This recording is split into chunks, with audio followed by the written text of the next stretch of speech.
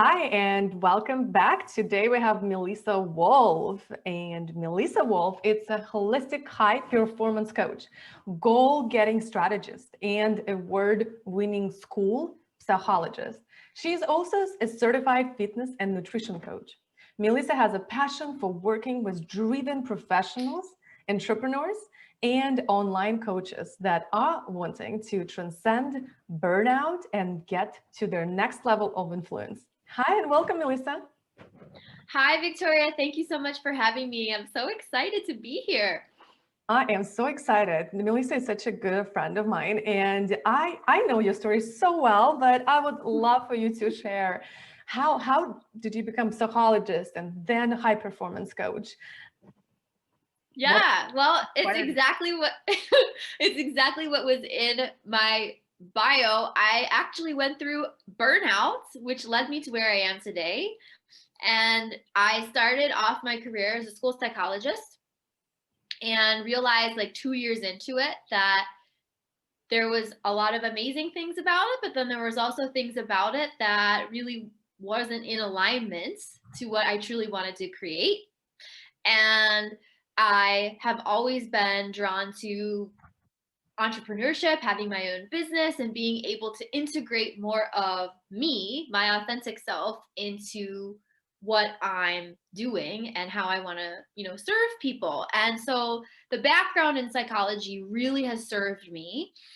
And then I knew that it was kind of time to take matters into my own hands and make my own rules around how I want to show up in the world. So I decided to create my own business called Balance. And that was really probably one of the best decisions I've made ever, was to kind of like jump off the ledge and take this on and be able to integrate all of my passions. So it's a holistic high performance coaching company. So using my area of expertise in psychology and goal setting, but taking a holistic approach. So it's not just about the doing, but it's also about who you're being and incorporating the mental, the emotional, and even the spiritual into what your work and what you love to do, and how you make a living, and incorporating all of you into that. So it just creates this beautiful alignment and fulfillment.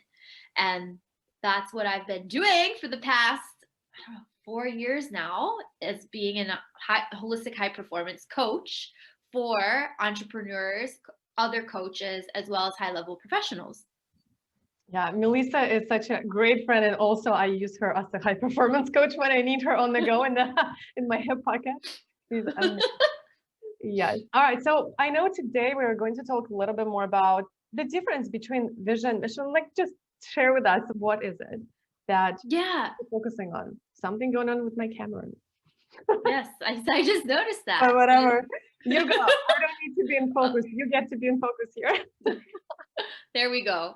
So one of my programs is called Vision to Action, and it's a 5-step framework. And right in the beginning, before we even get into the goal setting piece, is we really define what your purpose, your vision, and your mission is. And a lot of us, including myself at one point, I thought it was just a catch-all phrase, like purpose, vision, mission. Like I just thought it was all the same thing, but they're really different. So when you're defining your purpose around what it is that you want to create, whether it's personal or professional, your purpose is your why.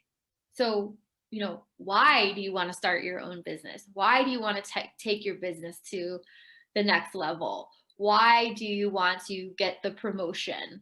Like, so really dig deep into why. It's the intention around what it is that you're committed to creating. And then your vision is the what. So your vision is the what, like what is it going to look like? And I love to share with everyone that when you're designing your vision, incorporate all 5 of your senses. So what's it going to look like? What's it going to feel like? What are you going to hear? Who are you going to be with? What are you going to smell? Like, just incorporate all of those feelings into your vision and really get super specific on what it is that you want to create. So your vision is the what, and then your mission is the how. So, how are you going to bring this beautiful vision into the present? And when you clearly define your purpose, vision, and mission, it creates so much clarity that when it's time for you to take action, you can't wait. You're excited. It's fun because you're clear, you're on fire, you have direction, you know exactly where you're going. So it's okay sometimes to be a little bit nervous, but when you're very clear on what your purpose is, your vision is, and your mission is, whether it's personal or professional or both, it makes it that much easier for you to stay in action and begin to take committed action, even if the nerves and the fears are there. I love that. It feels like for me, it's a clarity here. What I'm hearing is the most important part. It's when you're getting clear on why is it important, what is it where you're going, and where are you going, it's becoming easier. And that's how you can keep yourself accountable. It's like, am I going to do whatever I want, or am I just switching myself every day and doing something different? And is it getting me actually where I'm going? I love that. And what would you, so how are you starting? Like, where would you start for, let's say, I don't have an idea, like what I want to do, where I'm going to start? Literally, the first thing I would ask you is, what do you want? What do you want? And why do you want it? So asking someone what they want and then going into the purpose of, well, why do you want this?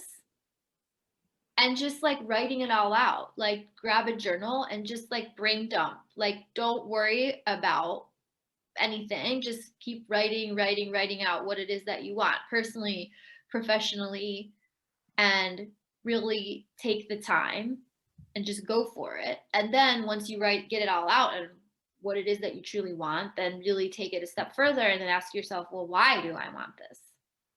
Why do I want to be a millionaire? Why do I want to be married and have 3 kids? Like, get really clear on what it is that you want and why you want it. But then the other important piece too is, before you get into the how, is what stops you. So really getting clear on, well, what is stopping me? What has stopped me in the past from bringing this beautiful vision into the present? So also getting honest with yourself around, well, what's stopping me? Because that we were talking about clarity, but then this piece of really understanding what's stopping you also brings about a beautiful awareness as well. So that if those things that are stopping you come up again, you have this awareness around, like, oh, there's my little like stopping thing. I'm noticing this, like, and then you get to shift out of it and pivot even into new ways of behaviors to support you with what you're saying is staying accountable, staying in action to what it is that you really want. It's like you already getting yourself accountable before this even happened. I call it when then.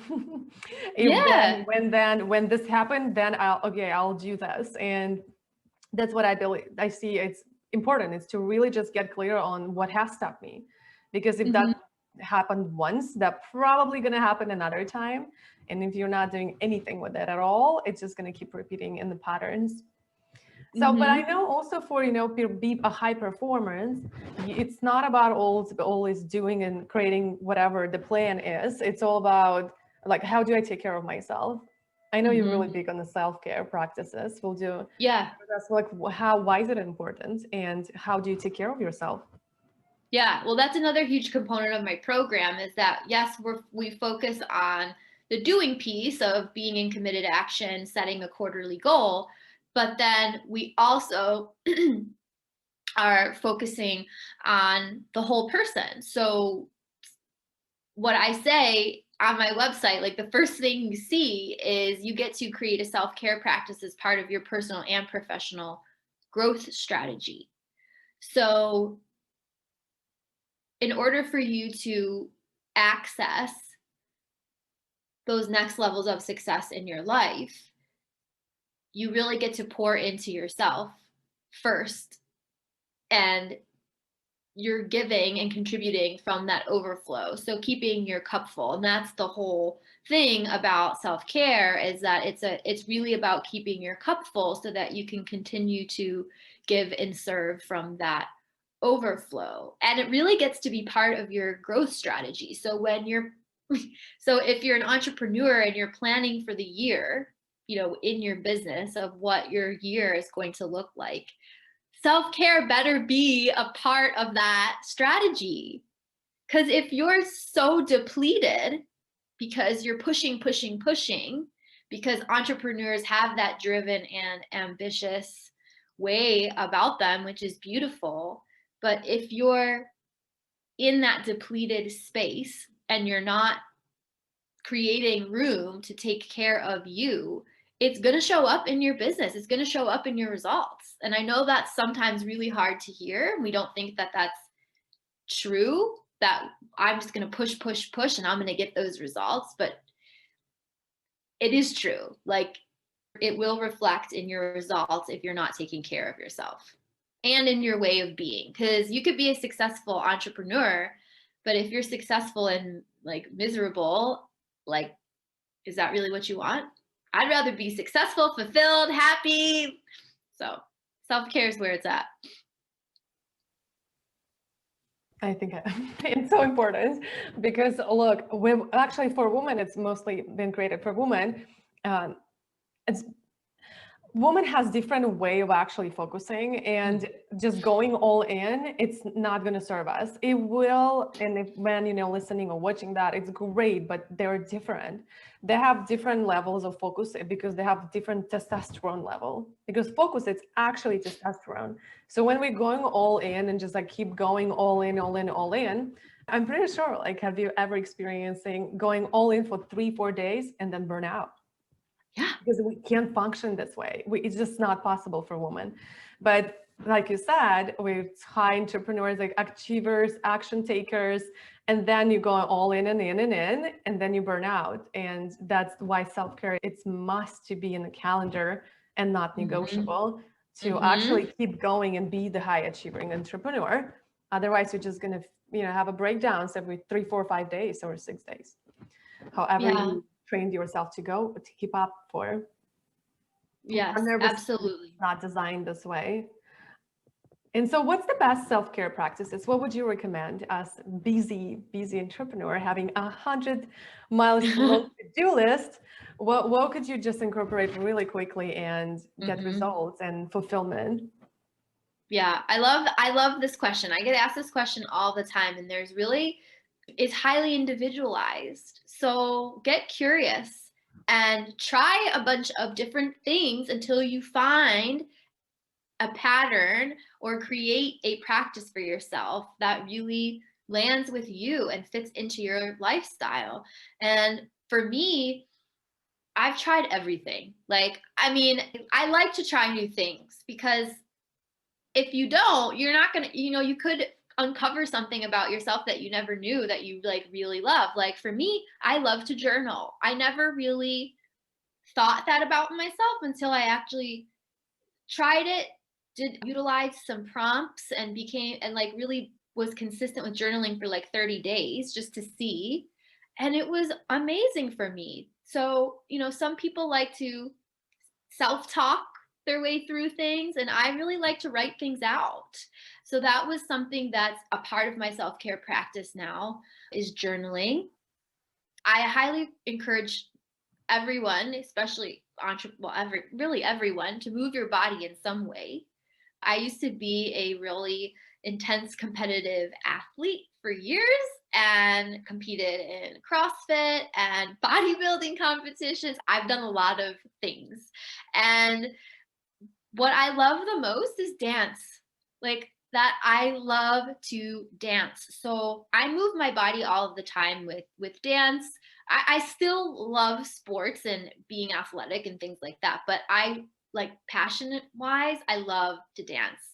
So sometimes before I get on a call with a client, I'll dance to a couple of songs because it shifts the energy. It really fills my cup. So journaling, dance, eating healthy, eating clean, hydration is a game changer. I never realized how much hydration matters until I was really mindful of how much I was taking in and actually like really watching. And the difference I felt when I was properly hydrated versus when I wasn't. Because a lot of the times we think we're exhausted, or sometimes we think we're hungry, but really we're dehydrated. I was just looking in my cup. I'm like, yeah, I am a little thirsty. I know. I was thinking about that too. Like, I'm like, I probably could, I'm really due to drink another like 35 ounces or something like that. Like, I mean, I haven't been as rigorous as I was in the past, but especially like in the summer months when it's warmer, but I will drink a gallon of water a day, and it just does wonders for my I think it's mental. a great, great break for yourself. When I see that, my cup is empty, I'm like, okay, I gotta get up, move, and Yeah. get some water, and I'll put the headphones and just listen to one song that really gets my energy up. And then it usually happens that I'll listen to another one, and it's like take an actual break, because otherwise, it's just always you're always busy. Like there's always 10 more tabs open. There's always like this email needs to be answered, and Yeah. it's you get to, so what I'm hearing is like you get to choose you. You get to choose you and choose your routine and choose yourself. And I know that you also speak a lot about choice and what happened when you were making beautiful choices. Yes. Yes, I'm so glad that you brought that up. That was like the perfect time to talk about choices. And one of the things I want to say really quickly is, with your self-care practice, you get to choose you and what fits with you, but you get to be consistent with it. So this isn't something that, oh, I'll do this for a week. Okay, I'm good. No, like, be consistent, because the more consistent you are, the more of the effects, the more you're going to keep your cup full and have that overflow.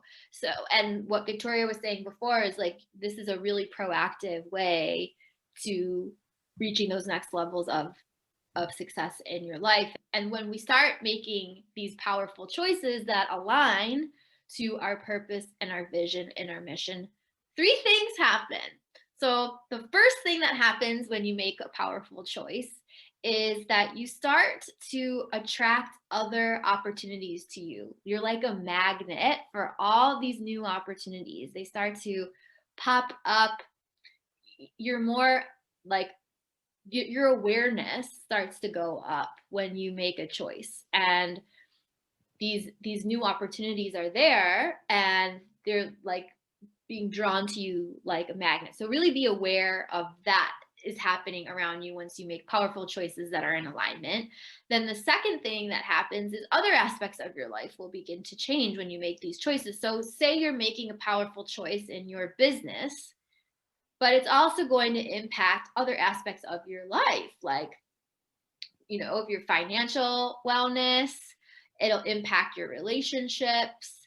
It can impact like the way that you're feeling mentally and emotionally when you powerfully make a choice. I can't tell you how many times I've powerfully made a choice, and it's taken so much pressure off of me when I finally just chose it, instead of being in my head and like analyzing it. The moment that I make the choice, the pressure goes away. So other aspects of your life will begin to change once you make a powerful choice. And then the third thing that happens when you make a powerful choice is resistance. So a lot of the time when we choose something that's really in alignment to what we want and our beautiful vision, resistance comes up, and that's okay. It's you should feel a little bit of that like stretchiness or a little bit of that fear, because you're going after something you really want. And it's like when you don't have that fear of a little resistance, that means you're holding your health self small. You're choosing something it's not leveling you up or challenging you enough. So yeah, this is a good thing, resistance.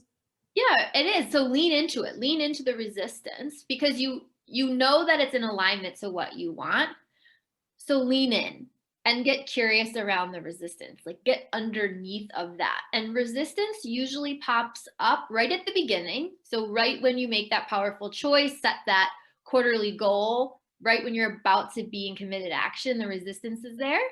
And the resistance will also pop up again right at the end, right when you're about to, complete that quarterly goal and like celebrate. So, it's scary. It's scary in a like like, how do I describe this? Because I've experienced this. I know you've experienced this too when you're about to reach that goal and you like kind of stop yourself a little bit It's because like it's new. it's new and you mentally want to be in whatever feels safe, but familiar Yep. is safe. Not familiar, what's not safe, it's not familiar, it's new. So when you catching yourself on that you just, want to go under a blanket and everything is going crazy, it means it's shifting. It means you're growing. Yeah, and you're moving into this new space, which is actually extremely exciting. But what I will say though is that when you're taking yourself to your next cut, your next level of influence, that's what I like to say. Be gentle with yourself during this time because it is very exciting. It's new. It's amazing how courageous you are for taking action on something that you know is in alignment to what you truly want. Like I just feel that excitement just talking about it. And since it's new, it's uncomfortable because you're taking yourself out of your comfort zone. So really be gentle with yourself during this time as well. And that's why self-care is just so important during growth periods, whether it's personal or professional. That's why the self-care piece is so non-negotiable because it's gonna help you move through. Yeah, and I know that today you have an amazing gift that is the self-care routine Yeah, guide. Yeah, would you share with us what our listeners gonna get by yeah, catching it that one? yeah, sure, absolutely. So my free gift is my stress management and self-care e-guide. It's basically like a catalog. So if you're like watching right now and you're like, I don't have a self-care practice or I'm not consistent with my self-care, this will really support you. So I broke it down into different categories of different self-care activities that you can start to try and see if you like it. So I have sensory ones, self-care activities, self-care that supports you with your emotional health, self-care in terms of like physical movement, moving your body. So it's like a catalog that you can just like look through. But then I also go into the physiological aspects of stress and how it impacts our body and the hormones that are released and how if we're in a chronic state of stress, how it really impacts our body. And sometimes our bodies can get used to just constantly being in stress. And it's a cycle that can be broken, but with the right tools and the knowledge, it really helps you to see like, wow, I am like chronically stressed and I get to shift this, or I'm doing really well with my self-care and I get to continue to have this be a part of my life. So this guide is educational, but it's also supporting you with creating your own self-care practice. Awesome. What is the address? Where can they go and grab it?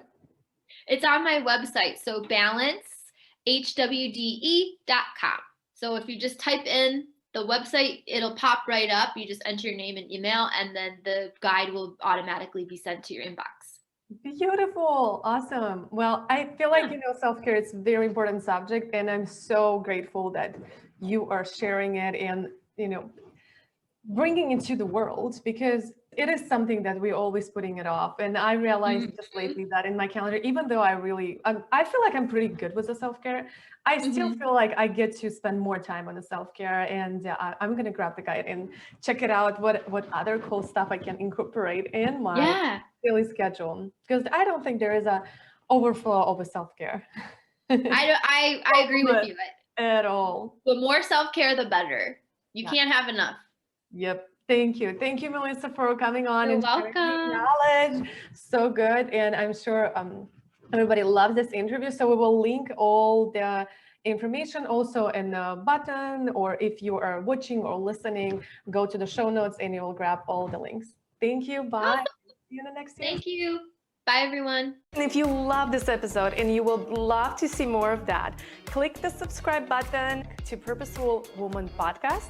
And don't forget to text us to stay in tune with the Purposeful community for awesome tricks and tricks by texting to number +1 401 399 4105. And we will link descriptions in the episode to all of that we mentioned today. by turning one day to day one with a purposeful day.